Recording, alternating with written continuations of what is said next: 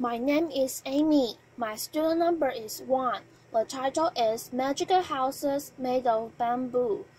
I'm a freshman at NCUE. The name of the speaker is Elora.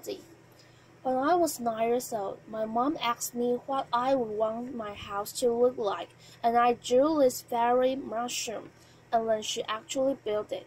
Laughter. I don't think I realized this was so unusual at the time, and maybe I still haven't, because I'm still designing houses. There is a 6-story bespoke home on the island of Bali. It's built almost entirely from bamboo.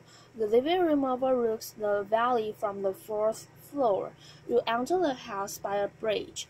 It can get hot in the tropics, so we make big curving roofs to catch the breezes. But some rooms have tall windows to keep the air conditioning in and the bugs out. This room we left open. We made an air-conditioned, tinted bed, and one client watched the TV room in the corner of her living room. Boxing off an area with tall walls just didn't feel right, so instead we made this giant woven pod. Now we do have all the necessary luxuries like bathrooms. This one is a basket in the corner of the living room, and I'm got to tell you, some people actually hesitate to use it. We have not quite figured out our acoustic insulation. Laughter. So there are lots of things that we're still working on. But one thing I have learned is that bamboo will treat you well if you use it right. It's actually a wild grass. It grows on otherwise unproductive land, deep ravines, mountainsides. It lives off of rainwater, spring water, sunlight, and of the 1,450 species of bamboo that grow across the world. We use just 7 of them. That's my dad. Here's the one who got me building with bamboo.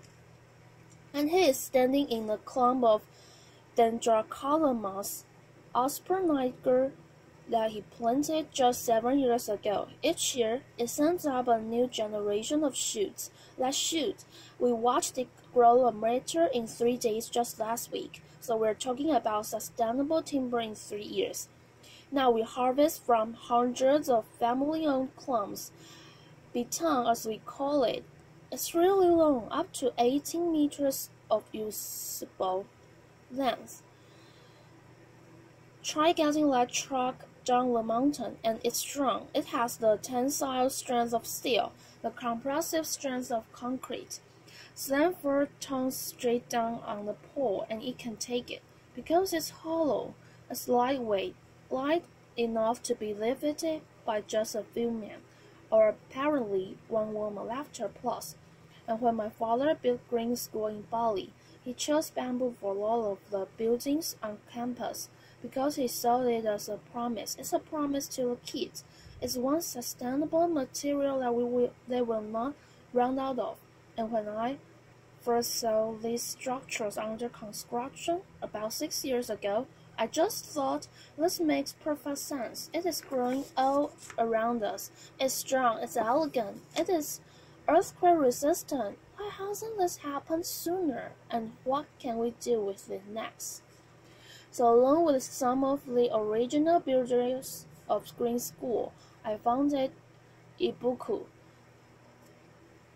Ibu means mother and Ku means mine, so it represents my mother earth. And at Ibuku, we are a team of artisans, architects, and designers, and what we're doing together is creating a new way of building. Over the past 5 years together, we have built over 50 unique structures, most of them in Bali. 9 of them are at Green Village. You've just seen inside some of these rooms, and we will fill them with bespoke furniture. We surround them with veggie gardens. We would love to invite you all to come visit someday. And while you're there, you can also see Green School. We keep building classrooms there each year, as well as an updated fairy mushroom house. We're also working on a little house for export. This is a traditional Sun business home that we replicated right down to the details and textiles. A restaurant with an open-air kitchen. It looks a lot like a kitchen, right? And a bridge that spans 22 meters across a river. Now what we're doing is not entirely new. From little huts to elaborate bridges like this one in Java, bamboo has been in use across the tropical regions of the world for literally tens of thousands of years. There are islands and even continents that were first reached by bamboo raft. Until recently, it was almost impossible to reliably protect bamboo from insects, and so just about everything that was ever built out of bamboo is gone.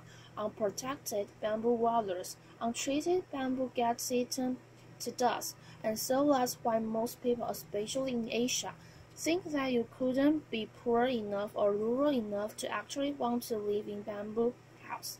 And so we thought, what will it take to change their minds, to convince people that bamboo is worth building with, much less worth aspiring to? First, we needed safe treatment solutions. Borax is a natural salt. It turns bamboo into a viable building material. Treat it properly, design it carefully, and the bamboo structure can last a lifetime. Second, build something extraordinary out of it. Instead, people, fortunately, Balinese culture fosters craftsmanship. It values the artisan. So combine those with the adventurous outliners from new generations of locally trained architects and designers and engineers. And always remember that you are designing for curving, tapering, hollow poles. No two poles alike, no straight lines, no 2x4s here. The tried and true, well-crafted formulas and vocabulary of architecture do not apply here. We have had to invent our own rules. We ask the bamboo what it's good at, what it wants to become, and what it says it. We spot it, designed for its strength, protected from water, and to make the most of its curves. So we design in real 3D, making scale structural models of the same material that we'll later use to build the house, and bamboo model making. It's an art, as well as some hand-core engineering. So that's the blueprint of the house. Left, and we bring it to site, and with tiny rulers, we measure each pole and consider each curve, and we choose a piece of bamboo from the pile to replicate the house on site.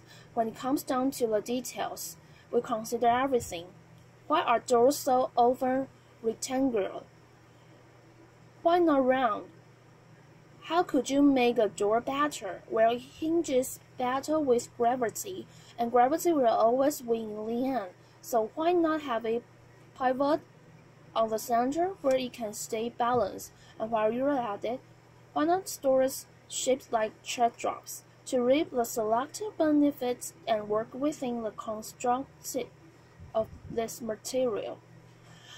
We have really had to push ourselves, and within that constraint, we have found space for something new. It's a challenge. How do you make a ceiling if you don't have any flatboard to work with? Let me tell you, sometimes I dream of sheetrock and plywood after, but if what we've got a skilled craftsman and it's busy detail built, weave that ceiling together, stretch a canvas over it, then create.